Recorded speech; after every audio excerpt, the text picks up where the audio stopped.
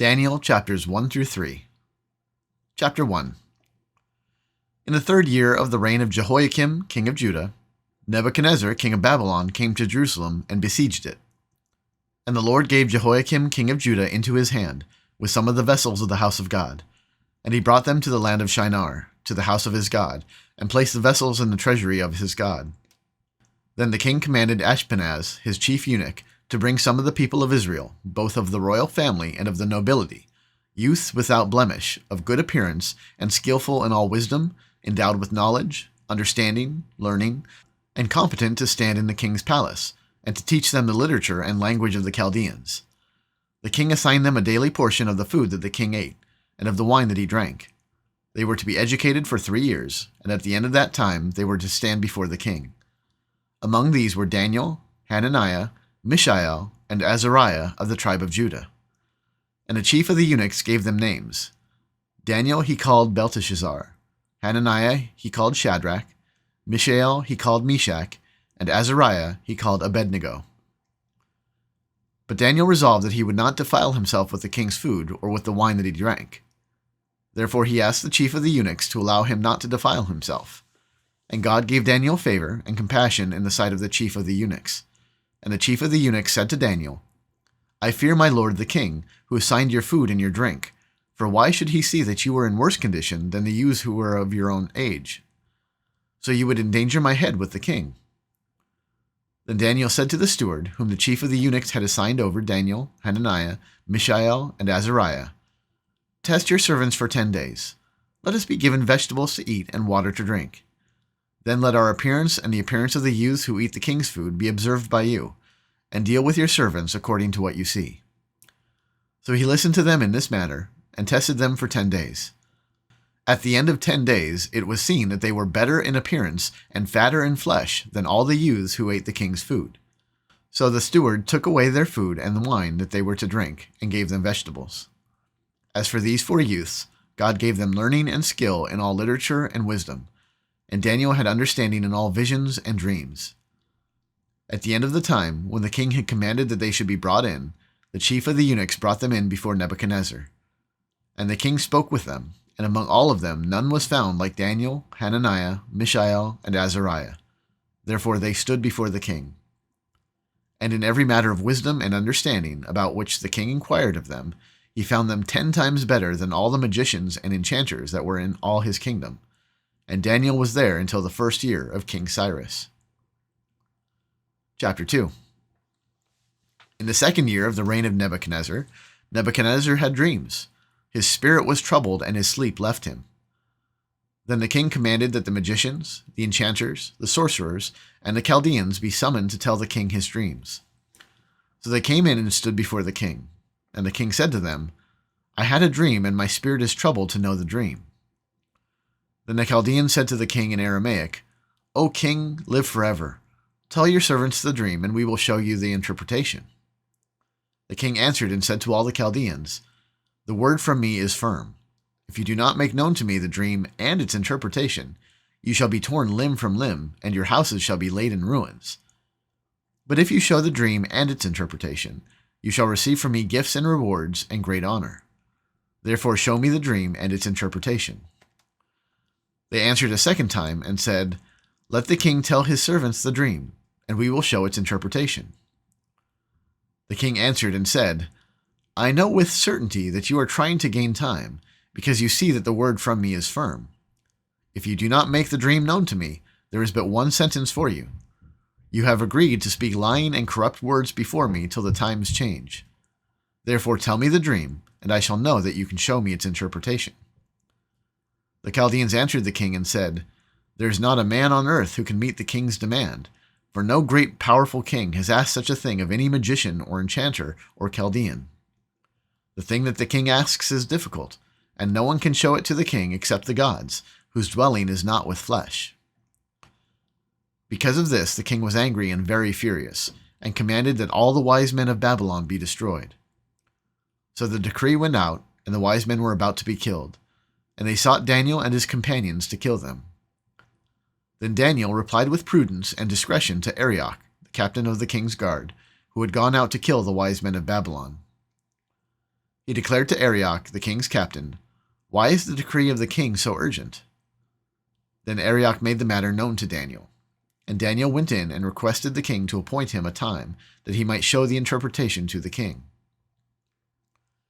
Then Daniel went into his house and made the matter known to Hananiah, Mishael, and Azariah, his companions, and told them to seek mercy from the God of heaven concerning this mystery, so that Daniel and his companions might not be destroyed with the rest of the wise men of Babylon.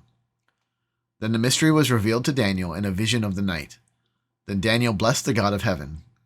Daniel answered and said, "Blessed be the name of God forever and ever, to whom belong wisdom and might. He changes times and seasons. He removes kings and sets up kings. He gives wisdom to the wise and knowledge to those who have understanding. He reveals deep and hidden things. He knows what is in the darkness, and the light dwells with him. To you, O God of my fathers, I give thanks and praise, for you have given me wisdom and might, and have now made known to me what we asked of you, for you have made known to us the king's matter." Therefore Daniel went to Arioch, whom the king had appointed to destroy the wise men of Babylon. He went and said thus to him, "Do not destroy the wise men of Babylon. Bring me in before the king, and I will show the king the interpretation." Then Arioch brought in Daniel from before the king in haste, and said thus to him, "I have found among the exiles from Judah a man who will make known to the king the interpretation." The king declared to Daniel, whose name was Belteshazzar, "Are you able to make known to me the dream that I have seen and its interpretation?"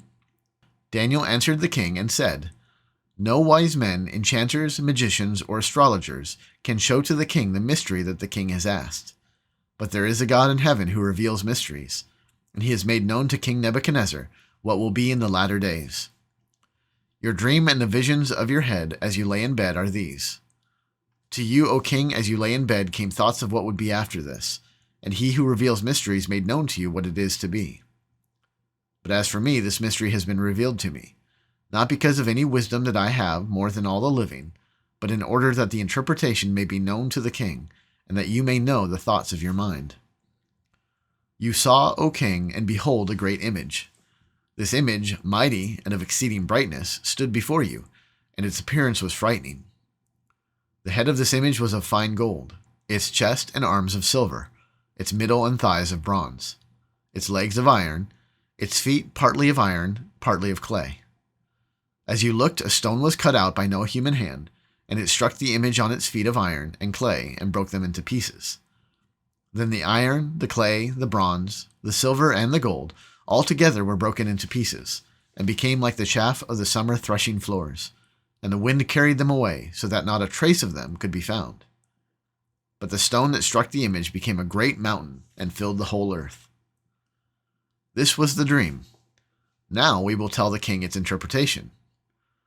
You, O king, the king of kings, to whom the God of heaven has given the kingdom, the power, and the might, and the glory, and into whose hand he has given, wherever they dwell, the children of man, the beasts of the field, and the birds of the heavens, making you rule over them all. You are the head of gold. Another kingdom inferior to you shall rise after you, and yet a third kingdom of bronze, which shall rule over all the earth. And there shall be a fourth kingdom, strong as iron, because iron breaks to pieces and shatters all things. And like iron that crushes, it shall break and crush all these. And as you saw the feet and toes, partly of potter's clay and partly of iron, it shall be a divided kingdom, but some of the firmness of iron shall be in it, just as you saw iron mixed with the soft clay. And as the toes of the feet were partly iron and partly clay, so the kingdom shall be partly strong and partly brittle. As you saw the iron mixed with soft clay, so they will mix with one another in marriage, but they will not hold together, just as iron does not mix with clay.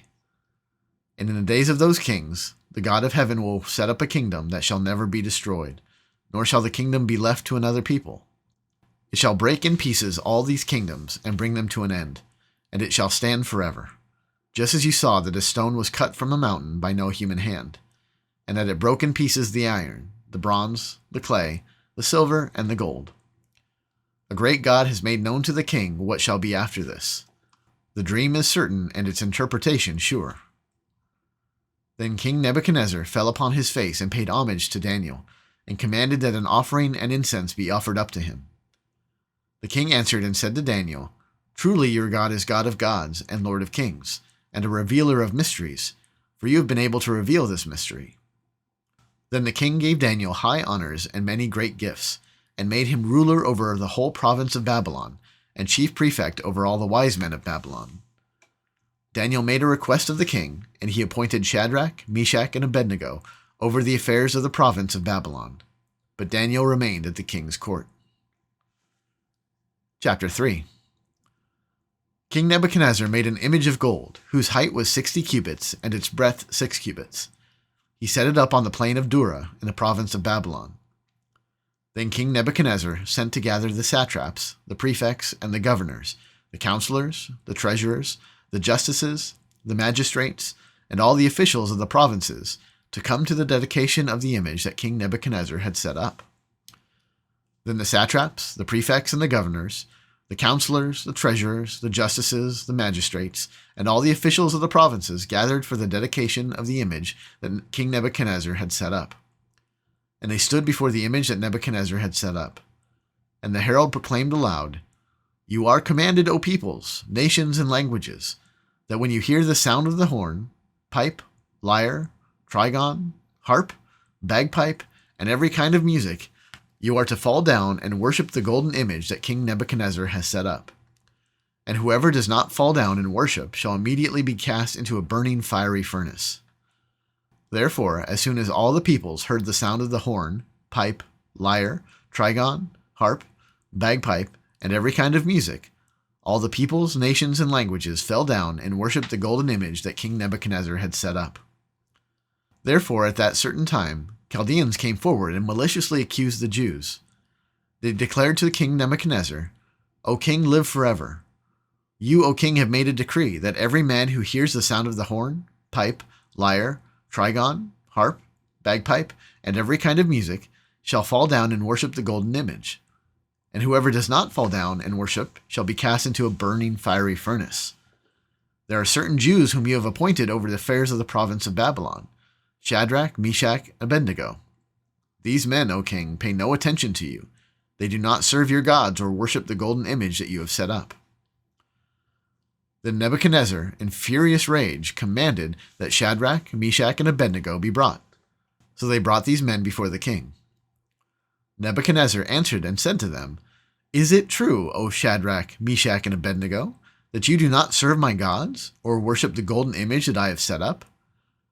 Now if you are ready when you hear the sound of the horn, pipe, lyre, trigon, harp, bagpipe, and every kind of music, to fall down and worship the image that I have made, well and good.